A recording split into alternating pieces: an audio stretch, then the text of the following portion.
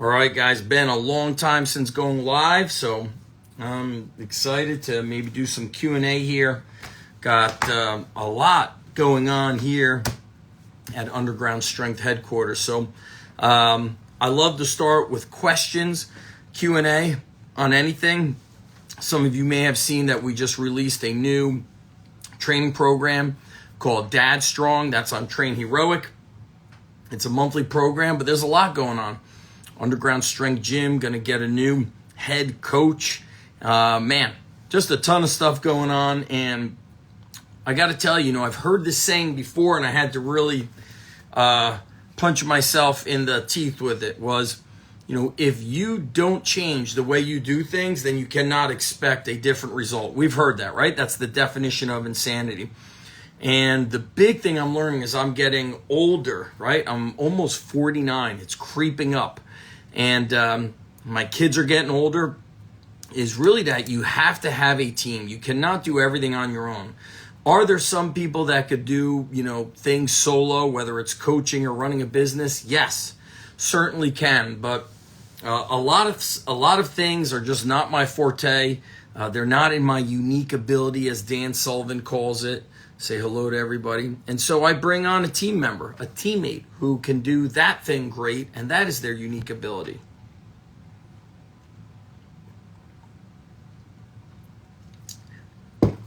Good to see everybody. Chronicles of Earl. So let's get some training questions. Could be life questions, could be business questions, whatever you guys want.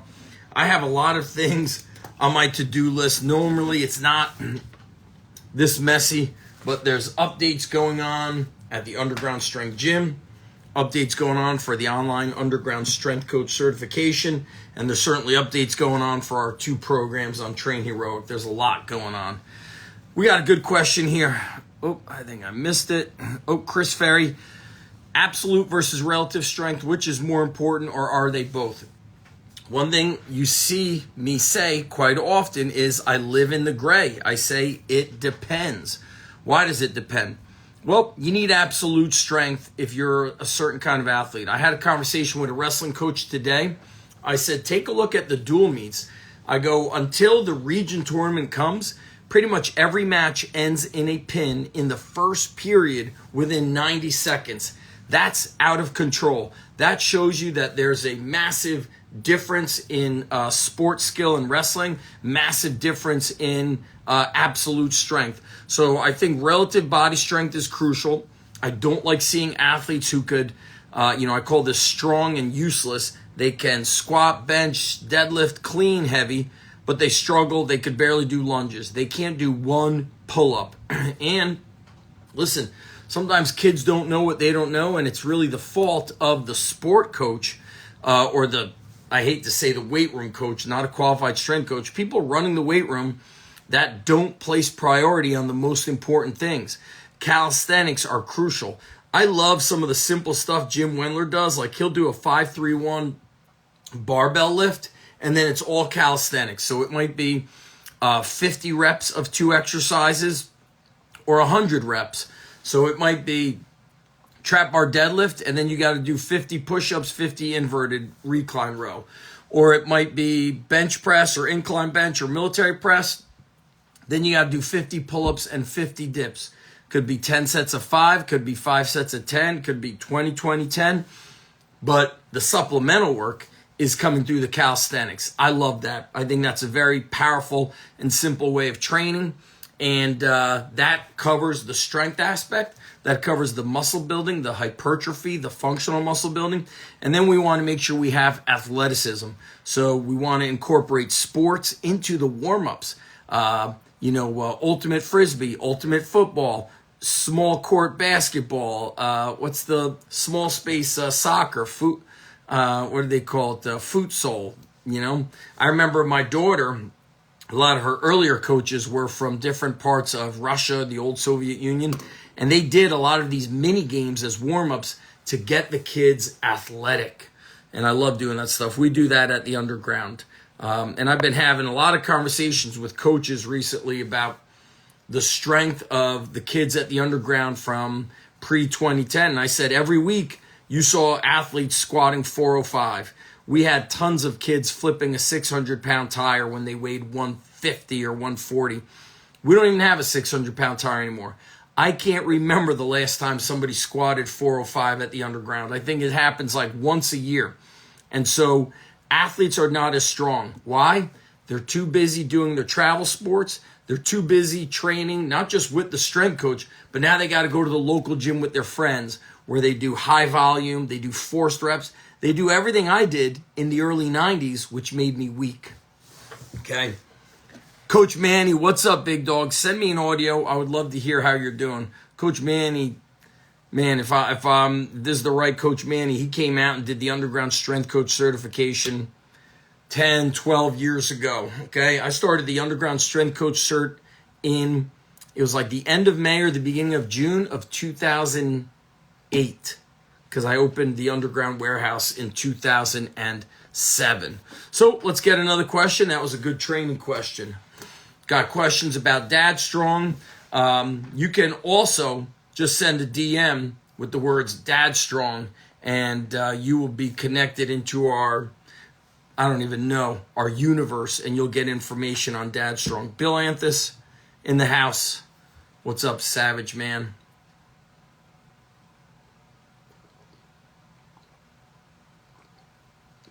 Man, my gym is extremely hot and humid, and nothing tastes better than some ice cold water. I trained earlier with my son, and I thought it was great.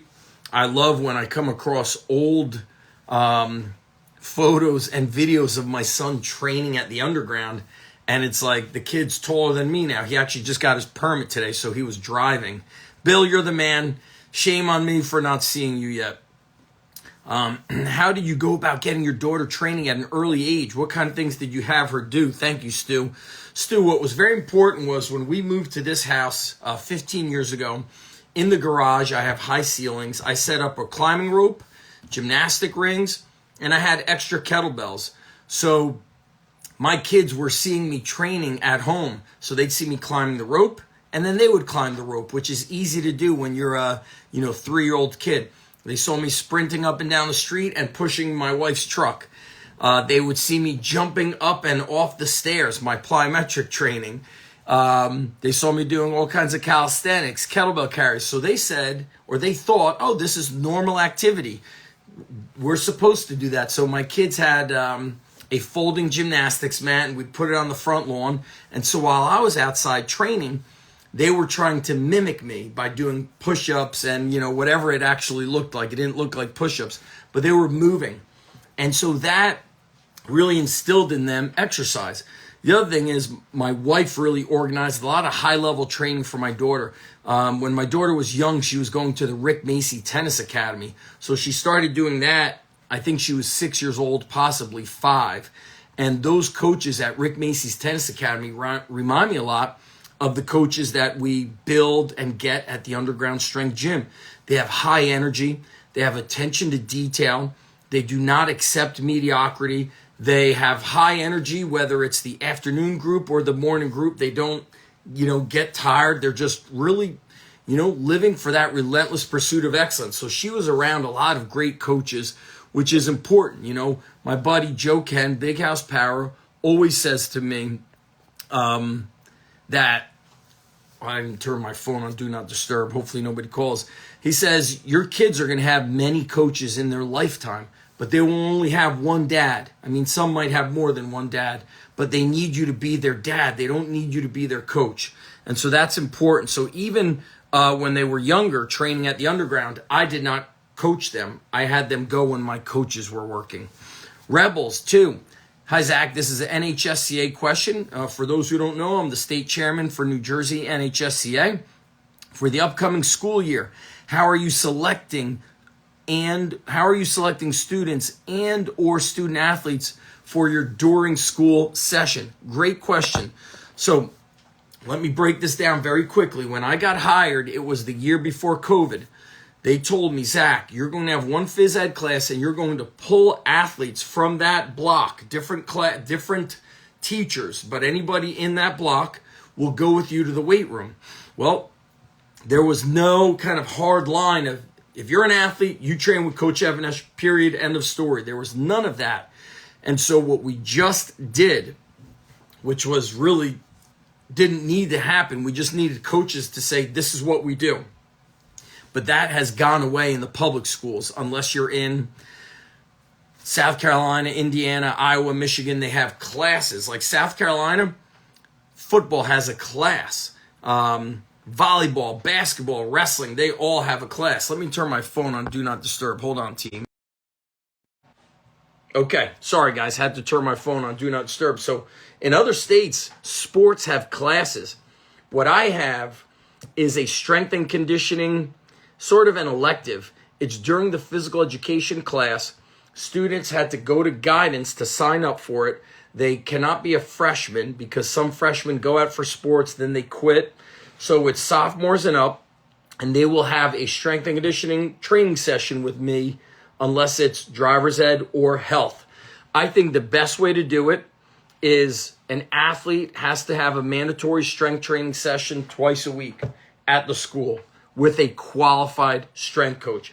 And it should happen during physical education, or it could happen in addition to physical education as an elective. But then problem with the elective is it's optional. So how does it work?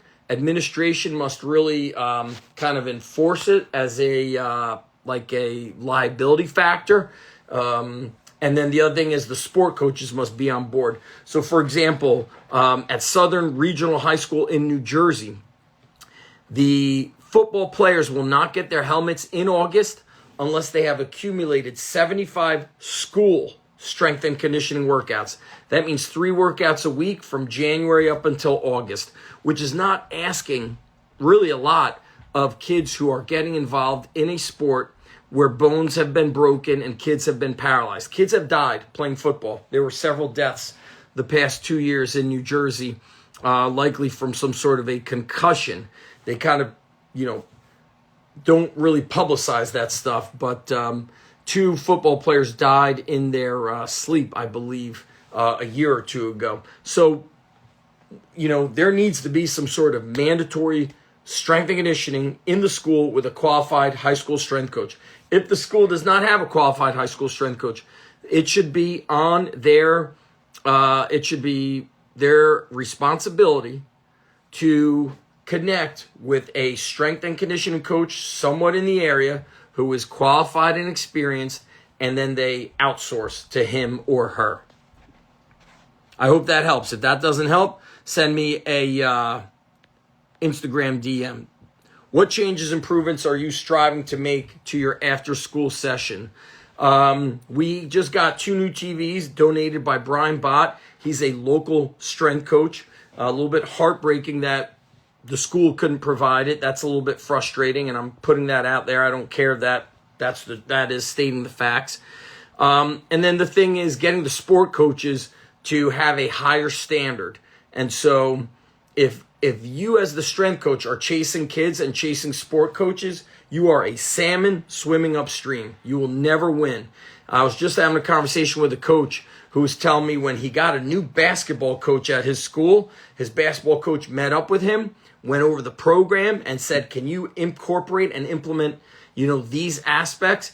And then the basketball coach implemented a point system by showing up to the workouts, taking attendance, and posting the attendance to social media to see who is in the lead. And so that is massive. So I really can't change the minds of sport coaches. Sport coaches have to want to show up. They really do. Bill Anthus. I love Bill. Okay. Bill is up in North Jersey, and I hope people follow him to learn from the training of the mind. Okay. His program is called Between the Ears. What is something or are some things you've changed your mind about over the years, generally related to training, but not necessarily only training? Bill, right before you got on, a big thing I did was there's some changes going on at the Underground Strength Gym right now. I've had this location for 12 and a half years, something like that, close to 13 years. I started out of my garage in 2002, my parents' garage. That may have even been 2001, and then my first warehouse in 2007. I've always been part-time in there because I've always either been working in a school or a university, coaching. And so I'd be part-time. Then I'd have multiple part-time coaches. And then eventually those coaches can't do part-time work. They go on and become Division I strength coaches. They go on and become policemen or firefighters. Although it's weird because here I am all my life, full-time work somewhere and running a gym and an online business. But, you know, it is a little bit weird. I always thought that people could handle a little bit of extra work, but they can't. And so what I'm doing now, Bill, is, you know, we've had coaches that basically they learn and leave. We build them and develop them so well that other people snag them, okay? Division I universities or major private training facilities. And so I said to myself, that's a broken system. And I can't expect a different result if we don't change things. And how are we changing things? I'm bringing in a coach who will get paid salary. Then that coach can literally double his or her income through personal training. That requires time, sweat equity, business knowledge. So I'm going to do some of those or a lot of those back end and behind the scenes marketing and implementation of systems. And Jeremy Hartman's going to pop in. I'm going to finish this question. All right, we've got some good feedback. So, Bill, Jeremy, hang tight while I answer this question, and then we'll do some Q&A together. I'm loving it, man. Keep going. Yeah, this question was about things I've changed. So the big change is operating more as a team. And another example, not just the gym business, is the online business. You know, we've all heard that saying, you know, expecting different results by doing the same thing is the definition of insanity. My online business hit a plateau because of the advancements in technology and the way we communicate. And it's even the same with like training athletes and building a gym. They're so connected to technology and so distracted at the same time that you need somebody who is kind of a master of what's called CRM, customer relations management. So I have partnered with somebody that I was introduced to, Mike Lisi, and he does this for gyms. It's called Ignite Marketing. But Mike and I have partnered for Dad Strong, and I'm the first online business he has partnered with, and I'm very excited. We hit it off right away. He was introduced to me through my friends at Varsity House. And really, that is a big change that I've struggled with is I've hit a wall because when I try to do stuff just on my own, okay, my work ethic might be unmatched. And let's say, you know, Jeremy Hartman and I could run a gym together. We're world-class coaches. Our work ethic is through the roof. But eventually, we need somebody who could do business in such a way that's bringing people through the doors. This is why you always hear strength coaches. You always hear them say, hey, listen, man, the best strength coaches are sometimes broke or they have no clients because they don't want to learn the business.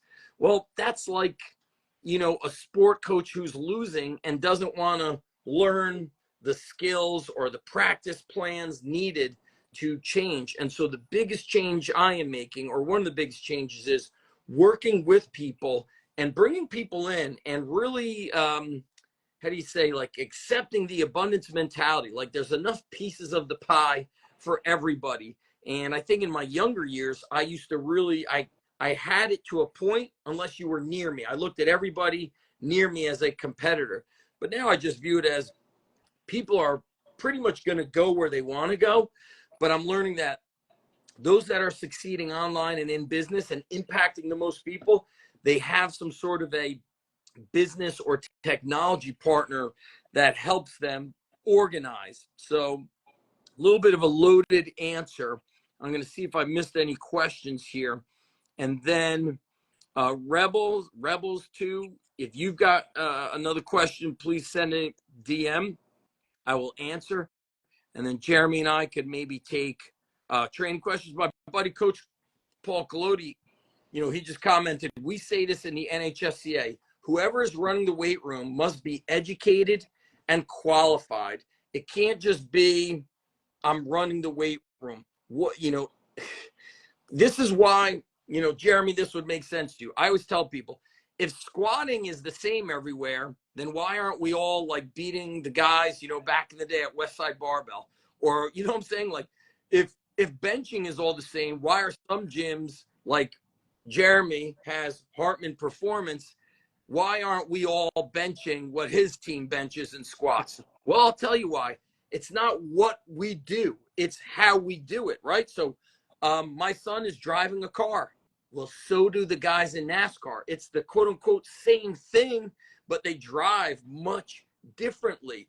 And so in basketball, the NBA guys are dribbling and doing layups, but it's a lot different than the guys at high school and college. So there's levels to everything. So let's see if we could get any training questions.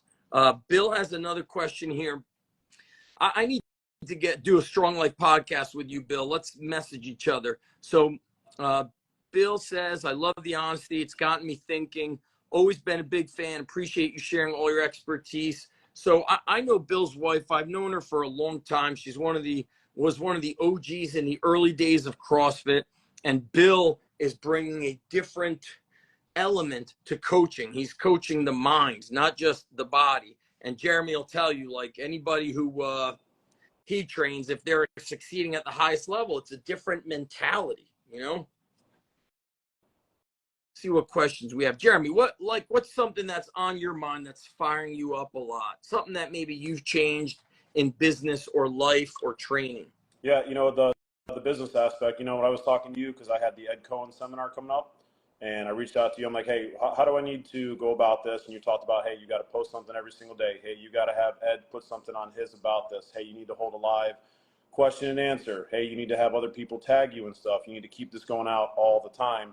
And that just started driving more and more traffic in. And when I sent out a survey at the end, they came back and said, hey, they heard about this through their friend's Instagram, or hey, they didn't even know this was going on, so they saw it off somebody else's Instagram, or hey, they got sent over to mine from Ed's, and it was a real easy process. So I think the business side, where I'm like, oh, I'll just have Ed repost it, or I'll make you're like, no, you got to go above and beyond. You're like, you told me it's like how I train or how I train my athletes. It's not just a workout. You got to go above and beyond and do more than just a workout. So I made sure that I did that, and we had a pretty darn successful seminar that we put together in a very short time. It's because the stuff that you gave and told me and inspired me to do on there. I think the last thing, Zach, was in your most recent post that I put a question about you. Hey, when you moved to your current gym, what was it like? And I didn't realize you went through a hurricane, and you said, like you're talking about, you throw a life preserver to people that are swimming to you, not the people swimming away from you. And once you started doing that, it was just you put your mind and your effort into what was most important at that time where it was at. And I think it's just real inspirational because people want to get going right away. And it took you time and patience to build that up and mistakes along the way. But you shared that stuff. And that's one thing that I'm learning to do better as a business, because we got very successful athletes over here. But it's the business side, like you said, I needed to work on. And everything you told me to do, I made sure I did. And we had a darn good seminar because of that. Yeah, it's interesting. Most coaches that are like purists, we love to coach, which is why people might say, hey, why did you coach at Lehigh and Rutgers? I never applied for those jobs. Just like you something like that happened to you recently as well. And it's because I love when I could just coach and I'm not worrying about any aspect of business. Certainly there's like a communication side to those things. Sometimes you have to connect with athletes who aren't showing up or putting in the kind of work you want. But I love coaching. I love the transforming and building people into just badasses. And so I love coaching. And then the purist coaches like us, we don't want to be on Instagram, to be honest. We don't want to be hiring videographers and all this stuff.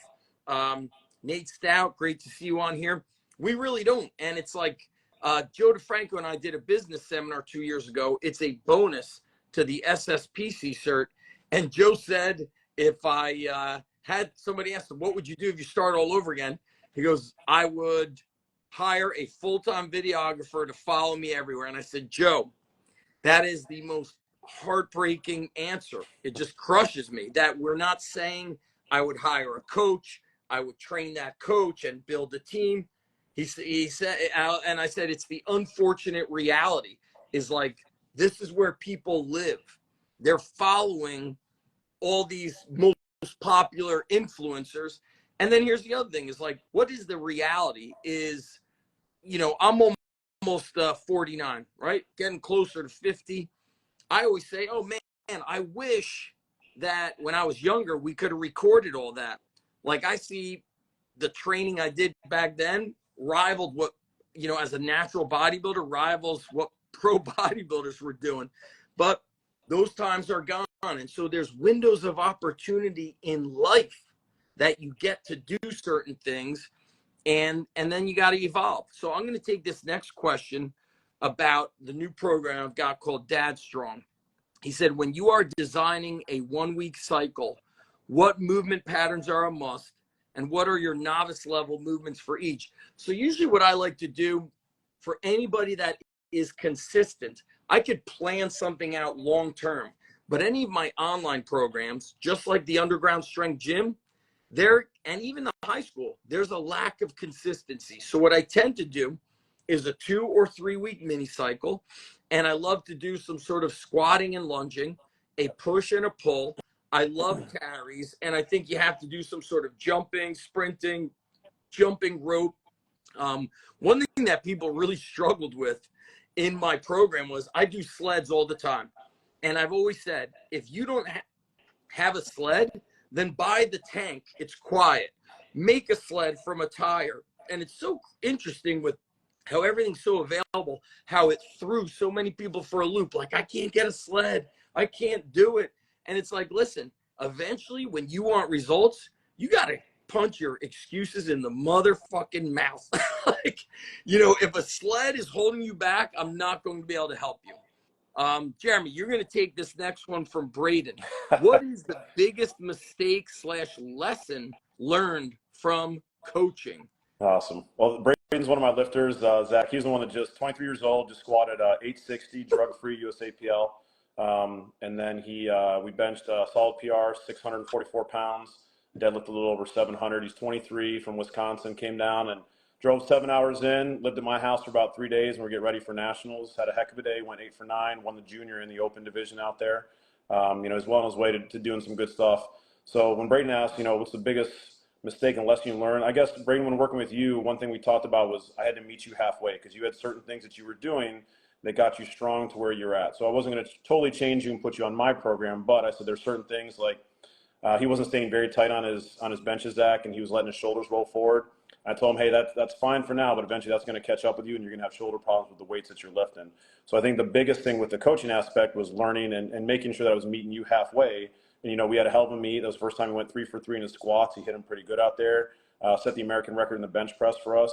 So I think it's learning to do that. Before I would be more about, hey, this is my system. This is what you're going to do. I had to meet him halfway. And now I've taken over Braden's training full time. So I think it's still like, hey, what are some of the stuff you still like to do? I still give him some choices, some options, because that built him to a good level. And Zach, Ed Cohen talked to me about that too. When people ask him, hey, what routine should I do or what should I do this? And Ed's like, well, is this working for your bench? He goes, let me see your bench. Ed would make some technical changes. And then he'd give his thoughts, but he goes, hey, who am I to tell you what you should and shouldn't be doing because it's gotten you to a level and you're still making improvements. Let me add a few technical issues in. Let me change a few things up. Let me give you a few ideas, but keep doing what you're doing because it's working. So it was neat to see Ed say that, and that's something I applied to a lot of them. So I think that's one of the mistakes. I think the other thing is from the biggest mistake on there, I get the trends, Zach. Sometimes you and I were always researching. The only time we're on social media is to learn, the good stuff that's out there or something that's really important. So sometimes I get caught up in that a little bit when I go back to basics, and that's when my lifters do the very best on stuff. Like some people, hey, I got some lifters, hey, I want to start squatting 3 times a week, or hey, I want to increase my bench to this, or I want to add a ton of volume. It's like, well, we could, and well, so-and-so's doing this. So I like, no, this is what we're doing. It's still working. You're still setting PRs. You're injury-free. So I think just not getting caught up in the trends and making sure that we're staying on the right path. I love it. I want to give a shout out to Christy Bartlett. She's the director of Olympic strength and conditioning at NC State. Dang. She also set a world record in the deadlift. I think she pulled over 500 or pulled 500. And she was coached by Jim Steele and Marty Gallagher. So she's awesome. And, talking about that meeting people halfway, when I got to the high school, I learned that. I said, okay, I just give them the last 5 to 7 minutes free. I'd say, you want to do arms, you want to go machines, you want to do more sets from our program of the day, free time. Then they feel like they own it. And that was something new for me coming from private sector and coming from two very solid Division I wrestling programs where I'm training guys to win national titles. And now I'm just, one of the guys said, Zach, you can't treat this place like you're training kids at the underground because you'll chase them off. Yeah. And it was very hard for me to like kind of turn down the volume of my own expectations, so to speak. It had to like be slow. So kind of what you're saying, Jeremy, back earlier days, I was like so cut and dry. Yep. And look back and I was like, oh my God. I mean, I remember I kicked out my daughter from my gym. I've kicked out my own children. So once you enter the gym, it's like, I don't see you as my daughter or this or that, or the king's son, whoever it is. I just see you as, we're here to get a job. And I think that's sometimes the toughest thing for coaches is, Brett Bartholomew says this perfectly. He says, you must be a chameleon to all the different personalities in the room. Yep. Yes. Zach, I think that's huge because when you talk about private sector, now that I do a lot of that versus the high school setting, which I was in for over, 12 years almost, it is. You have to certain teams coming in, certain people coming in, the commitment, the levels. Like you said, you got to be a chameleon. I think that's the best way to put it at that level because, like you said, you gave them a little bit of choices at the end. I gave them too. Like I'd give them a few options. Like you can do this. Obviously, no more benching, no more of this. But hey, you got to superset something, or hey, I'm putting 10 minutes on the timer. You've got these options over here that your kids can kind of pick and choose from. Make a challenge, do something like that. But it definitely is a different level working with teams in the high school setting versus, like you said, private gym. And I've come to know that as well too. Yeah, and it depends on the environment. Different schools have different environments, different places that you live attract different people. I live in a beach town. People here are surfing. Adults are socializing and, drinking and this and that. And so it's different than where I was up in North and Central Jersey, where a lot of parents were working in New York City. And it was a more like cutthroat, send the kids to the wolves. Like I remember I never wanted to train a kid until 6th grade. At my North Jersey gym, we had a lot of 5th grade kids who were just different. They had a different level of maturity. And you mentioned kind of this meeting them in the middle. We mentioned Andy Rovat. You and I and our buddy Coach Garrett chat a lot. I mentioned Andy Rovat. You mentioned him. I interviewed his wrestlers in Vermont. And I interviewed this one kid, a 7th grader. He sounded like a 35-year-old man. He had this wisdom to him.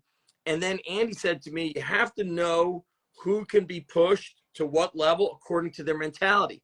He's like, if they're not ready to really be champions, you're only going to take them to that level. Because if you push them beyond what they're mentally prepared for, he's like, you'll actually push them away. And Yep. So Donnie Pritzloff said it to me many years ago at Rutgers. He's like, you never know who could become an All-American. He's like, a kid for 4 or 5 years could be a total pain in your ass, a headache, skipping, this, that. Then 5th year, he turns the corner and he becomes an All-American. He said, so you never know when somebody's going to turn the corner. And it's interesting. I try to keep those mental notes, and I make mistakes every day. Sometimes I coach too easy. Other times I coach too hard. You mentioned Wisconsin. My buddy Brian Bott from Sports Advantage is in Wisconsin. He just did a recent podcast and said there's a difference in being mean to kids and loving them and challenging them. So when you're mean to them and demeaning them, no good. He's like, but if you love them, you're pushing them and challenging them in a way because you care about them. The tricky thing is you have to get the athlete to understand that you're not being mean. Some kids don't quite, they're not receptive to hard coaching out of the gate. They have to be developed. Yep. Let's see. No, I think that's a very good point. It's funny when I run into some of my graduates. I just ran into one today who was a state trooper. I was working out at this hole-in-the-wall gym so I can get my training in. And we were just chatting about that. He goes, Coach, everything you've done. He goes, man, I didn't like you at first. And he goes, but as I came to go, but he goes, that was the only reason I was successful in wrestling. And he goes, I took that. He played football at a small university out here in Indiana.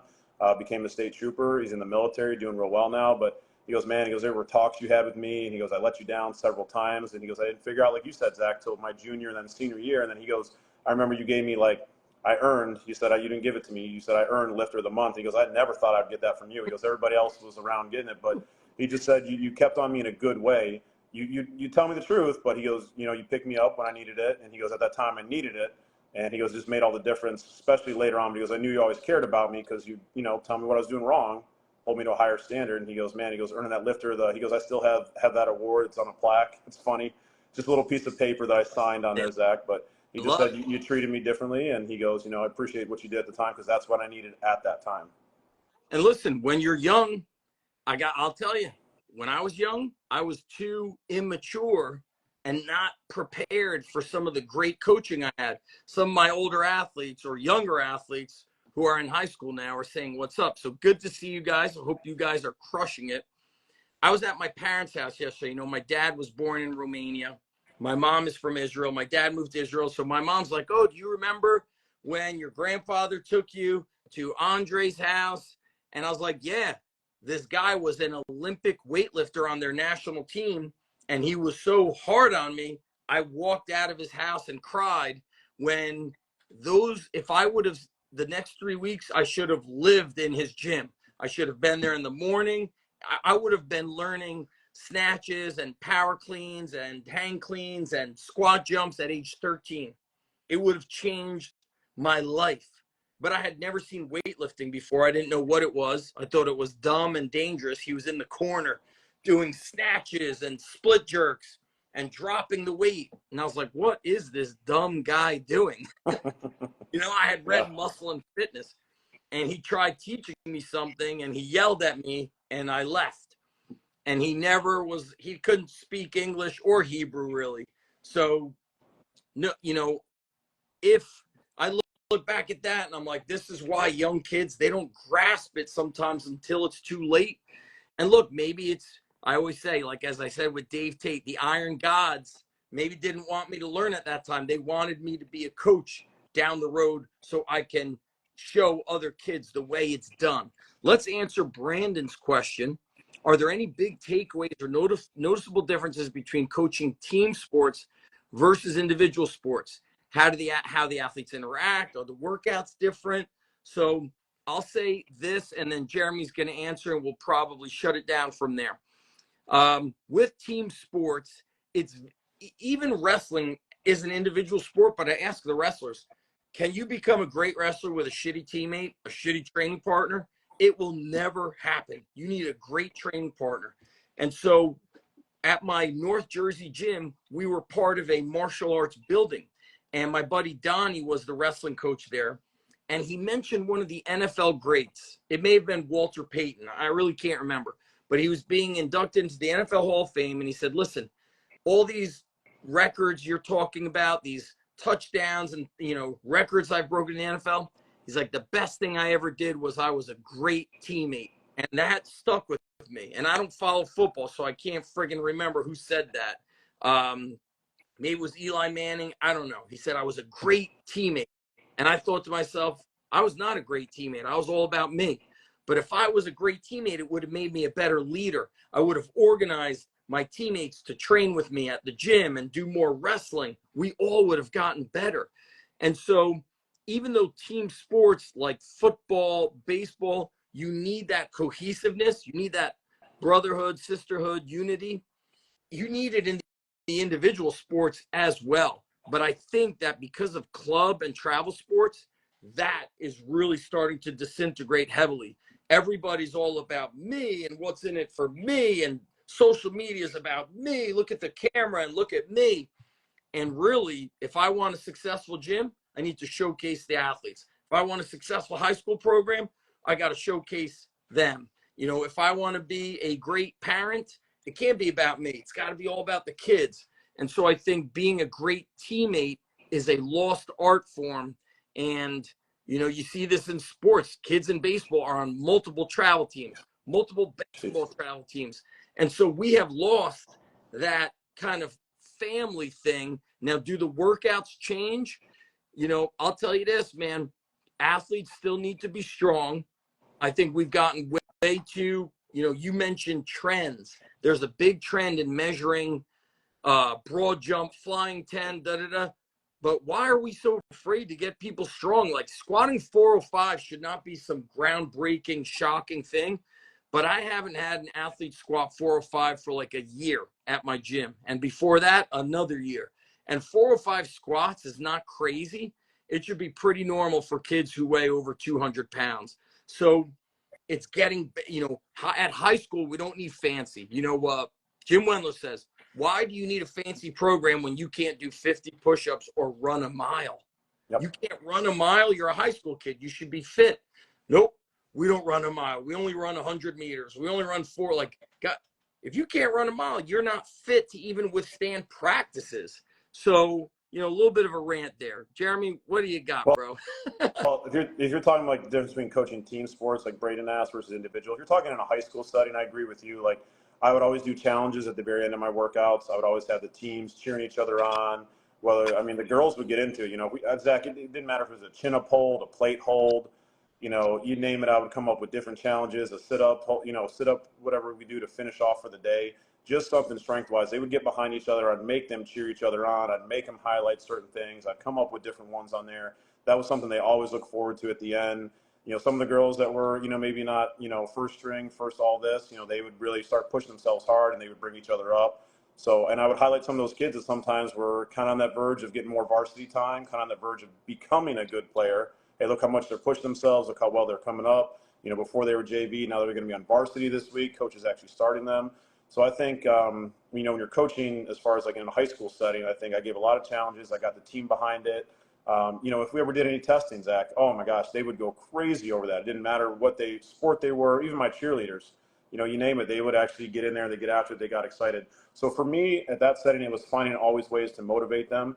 I just talked about it, a really good girls basketball coach that would use the weight room in his point system. He had what's called the Cauldron. Shout out to Josh Sable.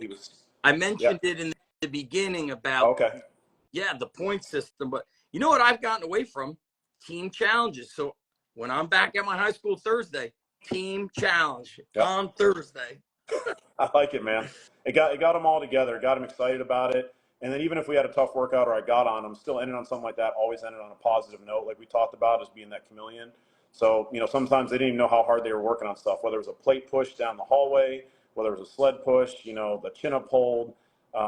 Geez, oh man, we did, a sit-up competition with weights behind their head, you name it. I was coming up with stuff all the time, and they would get behind it. It was one of those, because even though we might not have the best workout that day, they felt like they accomplished something. I told them they accomplished something at the end. They showed improvement.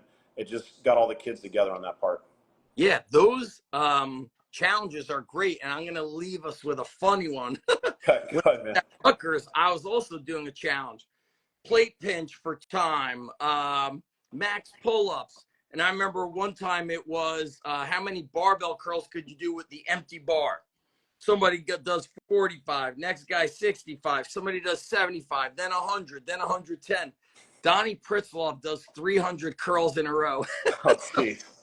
Donnie says, I would have done 500, but I knew we had the snowstorm coming tomorrow and I had to shovel. So, dude, that guy, like, his pain tolerance was like the Terminator. Like, he just felt nothing. And you're right. It's simple things like holding the top of a push-up, holding the top of a pull-up. I need to get, we get so caught up in the perfect training. Well, what you really want to do is, what will attract consistency with the kids? That is the biggest struggle of today with the 100 things everybody has going on. So I'm going to close out with this. I haven't announced any of the speakers yet to the Underground Strength Con, November 15th and 16th. It's right up. I'm going to flip this around. How do I do this? Here we go. Okay, November 15th and 16th. I've got it on the calendar. Jeremy is going to be one of the speakers. I mentioned somebody from Wisconsin. That is Brian Bott, Sports Advantage. Why is Jeremy speaking? I want coaches there who are developing real champions. Jeremy has trained state, national, and Olympic level athletes. We've got Brian Bott from Sports Advantage, who's opening, I think, his 8th location. He's doing a lot of big things. So I'm leaving it as those two speakers for now. We're going to launch the registration for that, hopefully in a week or two. But Jeremy, I said I got to get Jeremy there because Jeremy will be doing a hands-on session. We're not going to say exactly what he's teaching, but I wanted everybody to learn from, you know, people that are really coaching, not just somebody, like we said earlier, online coaches, somebody who's doing it and who's living it. So that's all we got for you guys. Jeremy, where can should they reach out to you through Instagram? Is that the best way? Yeah, Instagram, Facebook, Hartman Performance Training. They can email me, Hartman, Hartman, pt1@gmail.com. Hit me up on any of those. I'm more happy to answer any questions, help anybody out. All right, guys, that is it. This was a great Q&A. I'm going to repost this on my YouTube. I try, you know, this is great information. And my hope is, I know if in my younger years, I would have been watching this, if I would see it on YouTube, I'd go and I'd be like, okay, what are all the old Q&As? And I would get a notebook and take notes. That was how I learned. So my encouragement to the coaches out there is, don't be a scroller. Don't be a 5-second passerby. Be somebody who goes deep and learns from people. So go and find all of Jeremy's old YouTube videos and see who's done podcast interviews with Jeremy. How much can you learn? So go deep. Go you know, what's the saying? Like, go an inch wide and a mile deep. That's what I want people to do. So shutting it down here, Jeremy, you're the best. Talk to you soon. Thank you, everybody. All right, brother. Peace. Peace.